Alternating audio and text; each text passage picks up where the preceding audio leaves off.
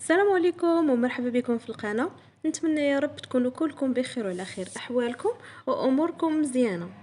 الا كنتي اول مره كتشاهدي القناه ما عليك سوى انك تضغطي على زر الاشتراك وتشعلي الجرس باش دائما يوصلك الجديد، وما تنسونيش من التعاليق ديالكم وكذلك لي لايك ديالكم الزوينه.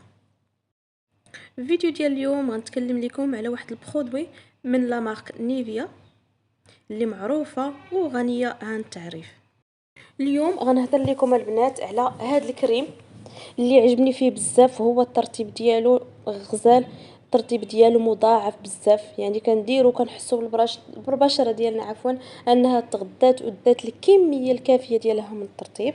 هذا الكريم اونتي تاج كيصفي لنا دوك البقع الداكنه اللي في الوجه ديالنا، وكذلك الا كان شي كلف اللي هو خفيف، يعني ما غاديش نقول لكم ما يحيد لكم الكلف ديال الولاده ولا دوك الحروقات ديال الشمس اللي قاصحين، لا شي حاجه الا كانت خفيفه والله يلاه باديه كيحيدها لينا هذا الكريم. من المميزات ديالو كما قلنا انه الترطيب ديالو يعني عالي بزاف، وكيصفي لنا البشره ديالنا وكيوحدها. هادشي اللي عجبني فيه بزاف، وهو راه من شركه نيفيا اللي هي معروفه باللي برودوي ديالها، وهذا هو الاصدار الاخر ديالها. ديجا كنت قاسمت معكم واحد الكريم تاني من شركه نيفيا، واليوم قررت نتقاسم معكم